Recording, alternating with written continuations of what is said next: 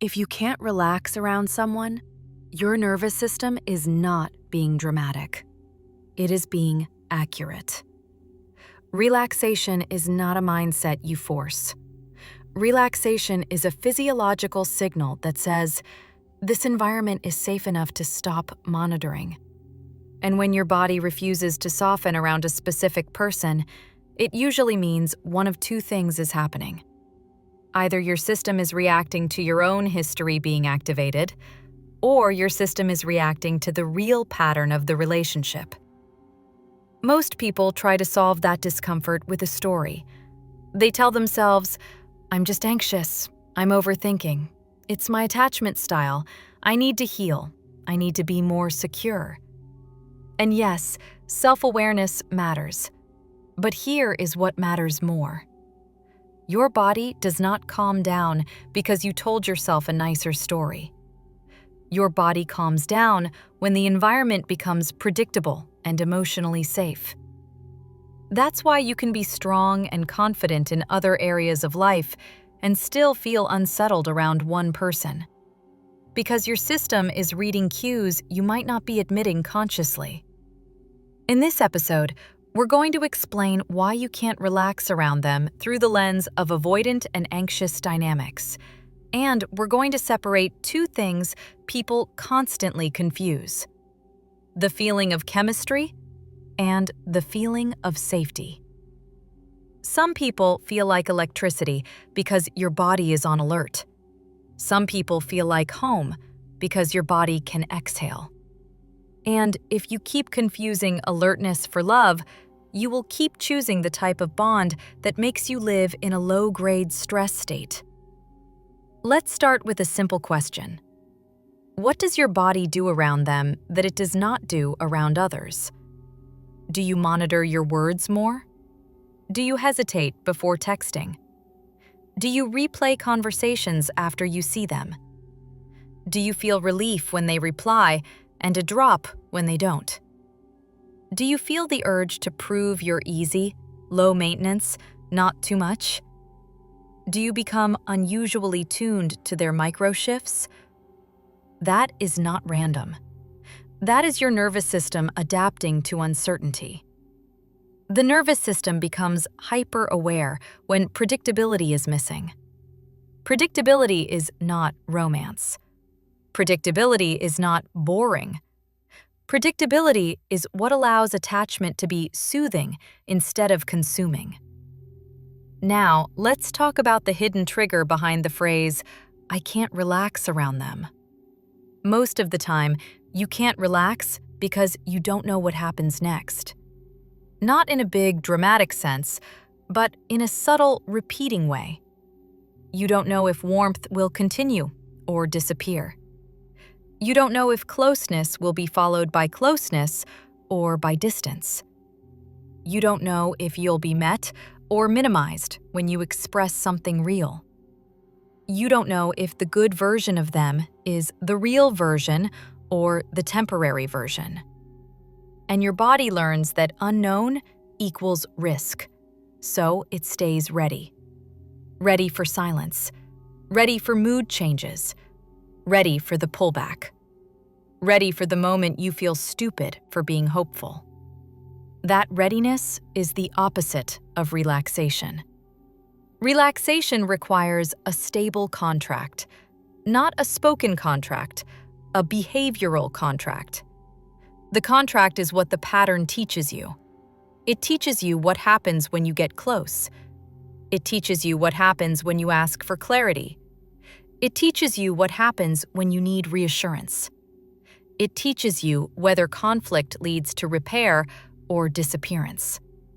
And this is where avoidant and anxious dynamics become the perfect explanation for why someone can feel addictive and still feel unsafe. An anxious system seeks safety through connection. It calms down when there is responsiveness, continuity, emotional availability, and a clear sense of where the bond stands. An avoidant system seeks safety through autonomy. It calms down when it feels unpressured, unclaimed, not responsible for another person's emotional stability, and free to move at its own pace. Neither is a moral category. Both are regulation strategies. But when these strategies interact, one person's soothing behavior becomes the other person's threat. The anxious seeks closeness to feel calm, and the avoidant experiences that closeness as pressure and pulls away to feel calm. The avoidant pulls away to feel calm, and the anxious experiences that distance as threat and escalates to feel calm. So both people are trying to calm themselves, but they keep activating each other. That is why you can't relax. You are in a system where calm is temporary and conditional. Now, here is the part that will change how you interpret your own reactions. You do not become anxious only because you are anxious. You become anxious because your environment is teaching your system that tracking is necessary. Tracking is scanning. Tracking is monitoring. Tracking is reading signals to predict what's coming. In stable relationships, tracking turns off naturally over time because the environment does not require it. In unstable relationships, tracking intensifies over time. And this is a clean diagnostic. A healthy bond reduces nervous system activation over time. An unhealthy bond increases it. If the more you invest, the less you can relax, that is not healing you. That is training you. Now let's get very specific about the 3 common reasons people cannot relax around someone. Because once you identify your version, the solution becomes obvious. First, uncertainty tension. This is when your body cannot relax because you do not know your status. The relationship feels like a gray zone. You have moments of connection, but no continuity. You have signs, but no structure. You have access, but no clarity. And the body responds to ambiguity with vigilance. Second, performance tension. This is when your body cannot relax because you feel like you have to manage yourself to keep the bond. You are careful not to be too emotional, too available, too direct, too serious. You keep yourself edited. You are always calibrating. Calibration is exhausting because it turns connection into a performance, and performances don't feel safe. Third, self-abandonment tension. This is when your body cannot relax because you are overriding your own needs to keep the peace. You are saying yes when you mean maybe. You are accepting less than you want. You are staying silent when something hurts. And your body stays tense because it knows you are not protected by your own boundaries. That's the thing many people miss. One major reason you can't relax is that you don't trust yourself to respond properly to what they do. You don't trust that you will hold a line. So your body stays on guard because it feels like you might betray yourself again. Now, why does this hit so hard with avoidant energy specifically? Because avoidant patterns often create what I'll call proximity without consequence. The avoidant can enjoy connection, but resists the parts of connection that create mutual responsibility. They may want closeness as long as it stays light, contained, or under their control. The moment closeness implies expectation, repair, or continuity, the avoidant system can feel exposed. Exposure feels like risk, so it regulates by creating distance.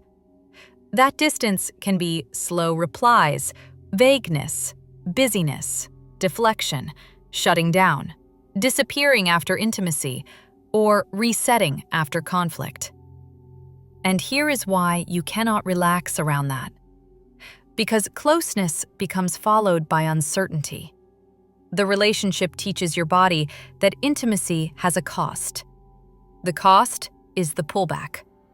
So your body stops enjoying closeness fully because it is anticipating the withdrawal. This is one of the most common hidden experiences in avoidant and anxious dynamics. You are in a moment with them, and part of you is not there. Part of you is already bracing for the come down. That's not romance. That's a stress response. Now, anxious attachment has its own contribution to this, and I want to say it cleanly without making it shame. Anxious attachment tries to restore calm through certainty. It tries to restore calm through contact. When the avoidant pulls back, the anxious system escalates signal. It texts, checks in, tries to clarify, tries to define, tries to fix the distance quickly. The anxious is not trying to control the other person. The anxious is trying to stop the internal alarm. But the avoidant often experiences that escalation as pressure. Pressure triggers more distance. So the anxious learns that the more they need, the less they receive. And that creates performance tension. You start trying to need less. You start trying to be easy. You start trying to be unbothered. But you're not actually unbothered. You're suppressed. And suppression creates tension. So you can't relax because you're carrying two jobs: the job of wanting closeness and the job of pretending you don't. Now, let's address the biggest confusion. Why do you feel so drawn to someone you can't relax around? Because your brain confuses relief with love. Here's how it works. The relationship creates tension through uncertainty. Then the person returns with warmth. Your nervous system experiences a drop in alarm. That drop feels euphoric. Your body interprets the relief as intensity. Your mind interprets the intensity as special. And now you're hooked.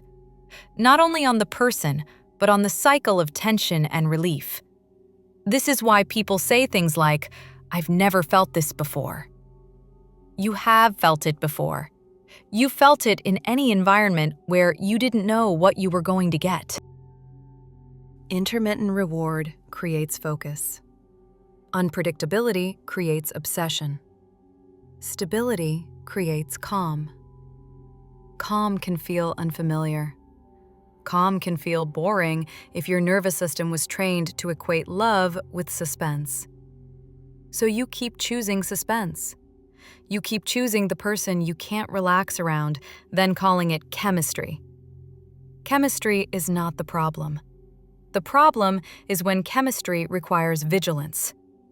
Because vigilance is not sustainable. Now, I want to give you a sharper definition you can use immediately. If you can't relax around them, ask yourself whether your body is responding to one of these cues. Do they make you work for clarity? Do they respond warmly when you pull away, but cool off when you come close? Do they avoid repair after conflict and instead reset with sweetness? Do they give intense connection in short bursts, but can't sustain a consistent rhythm? Do they keep future plans vague? Do they label you as pressure when you ask for basic consistency? These are all cues of emotional unpredictability. And unpredictability is what your body cannot relax inside. Now, to keep this fair, let's talk about the avoidant side with precision. Avoidant energy is often a fear of dependence, not a lack of care. The avoidant may genuinely feel connected, miss you, even feel deeply. But when they imagine the relationship requiring consistent emotional responsibility, their nervous system spikes. They think they will fail. They think they will be trapped. They think they will lose control. And because they don't know how to regulate those sensations in real time, they do the simplest thing. They reduce exposure. They reduce closeness. They go silent. They go vague. They create space. If you are anxious, Your nervous system experiences that as abandonment, so you pursue. And the avoidant then experiences the pursuit as proof that closeness leads to demand, so they withdraw more. This is why both people feel like the other person is the problem. But the problem is the contract the relationship is running.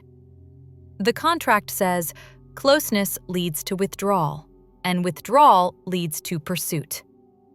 That contract produces anxiety in the anxious person and produces pressure in the avoidant person. So neither relaxes.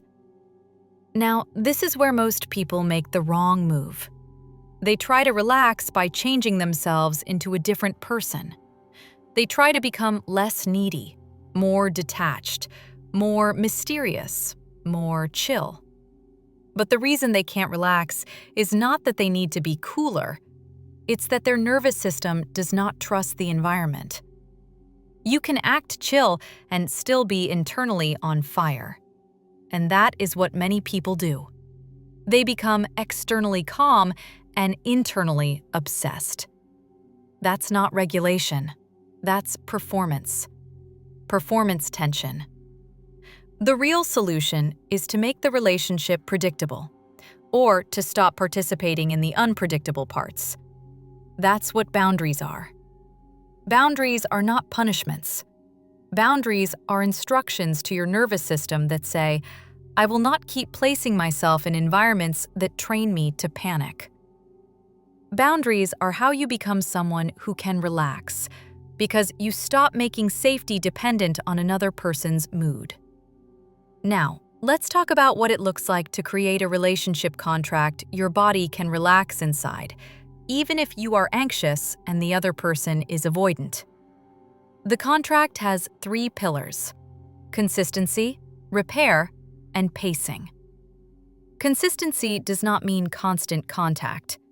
It means a predictable rhythm that does not disappear after closeness. It means when someone is stressed, they don't vanish. They communicate. Repair means when something breaks, it gets addressed, not ignored. And pacing means you don't escalate intimacy faster than consistency can support. Pacing is crucial with avoidant patterns. The avoidant can often handle closeness in moments, but struggles with closeness as a sustained expectation.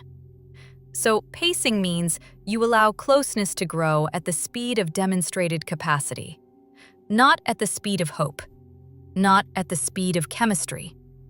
Capacity. Now, here's a key point. Most anxious people try to create safety by increasing intimacy.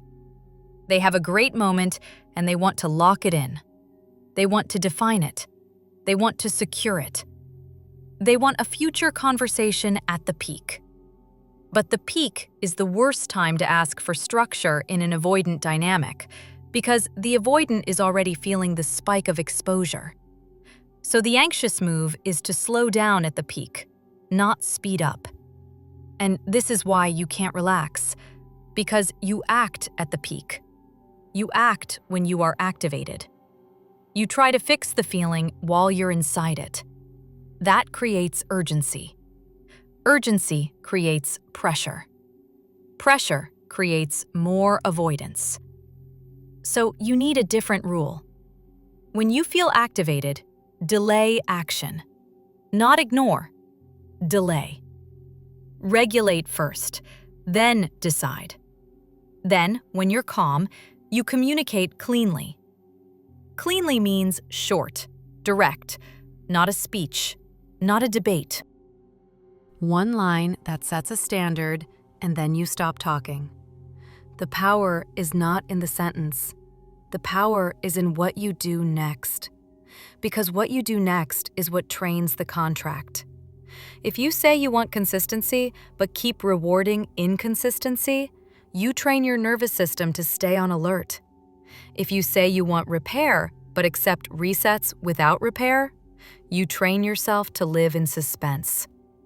Now, let's address the hard truth that many people avoid because it forces a decision. Sometimes you can't relax around them because they are not emotionally available, not temporarily, structurally. They might like you, they might miss you, they might have good intentions, but they are running a pattern where they want closeness without consequence. They want the comfort of connection without the responsibility of being a stable partner. And that pattern will keep you tense indefinitely because it creates a relationship that lives on potential. Potential does not calm the nervous system. Predictable behavior does. So you need to learn the difference between a return and a reset. A return has initiative, consistency, and repair. A reset is when they come back sweet, but nothing changes. Resets are dangerous because they feel like hope, but they don't improve safety. They restart the same loop. Your body can't relax in a relationship that resets because it learns the cycle will repeat. So, if you want to relax, you need to become someone who stops over-rewarding resets. You can be warm, but you do not give full access for partial behavior. You do not pour intimacy into vagueness. You do not treat a breadcrumb as a comeback. You let behavior earn closeness. That is how your nervous system starts trusting your own life again. Now, I want to speak to the part of you that might be thinking, if I do this, I'll lose them. And that fear is real. But here's the clean truth. If you lose someone because you required predictability and repair, you did not lose a stable bond. You lost a dynamic that required you to stay activated to keep it alive. You can hold a person for a long time, but you cannot feel loved while you are holding them. Love requires a free yes. A free yes shows up as sustained behavior, not as intense moments followed by absence, not as closeness that you have to earn repeatedly, not as comfort that disappears when you need something. So the goal is not to turn your anxiety off while staying in the same environment. The goal is to stop training anxiety through what you participate in. Now, a very practical question. How do you know whether your inability to relax is coming from your anxious attachment or from their avoidant pattern? You look at what happens over time. If you do your regulation work, you communicate cleanly, you stop chasing, you stop over-rewarding inconsistency, and the relationship becomes calmer and more consistent, then yes, your anxiety was partly internal and the environment could support safety. If you do all that and the relationship becomes colder, more distant, more vague, more intermittent, then the environment was the primary driver. You cannot self-soothe your way into a predictable partner. You can only choose what you will accept. Now, let's talk about the most overlooked reason you can't relax around them. You don't trust your own boundaries. Many people stay tense because they sense the pattern is wrong, but they also sense they will keep tolerating it. So their nervous system stays on guard because it knows there is no protector inside the relationship. Boundaries are the protector. When you become someone who follows through, your body relaxes because it knows you will not abandon yourself. This is why sometimes the biggest relief is not when the person comes back, but when you finally decide what you will and won't participate in. The nervous system loves decisions. Decisions reduce ambiguity. Ambiguity is what keeps you scanning. So, if you want to relax, you need to reduce ambiguity through standards. Standards do not require arguments. Standards require follow-through. Now, I want to give you a final reframe you can hold on to, because it will stop you from romanticizing tension. A relationship should not require readiness. Readiness is for danger, not love. Love can be intense and still feel safe. Love can be exciting and still feel steady. If what you feel most often is vigilance, that is not romance. That is regulation. So instead of asking, Why do I feel so much around them? Ask, why does my body feel unsafe enough to keep monitoring? Then, look for the contract. Look for what happens after closeness. Look for whether repair exists. Look for whether your needs create closeness or distance. Look for whether your standards are respected or punished. Your body is giving you an honest report. And the way you change the report is by changing the contract you live under. Stop rewarding inconsistency with full access. Stop treating ambiguity as a challenge. Stop converting small signals into proof. Reward behavior. Reward repair. Reward steadiness. And if the relationship cannot survive steadiness, then it was never stable enough to hold you. Welcome to PsychBond. You're safe here.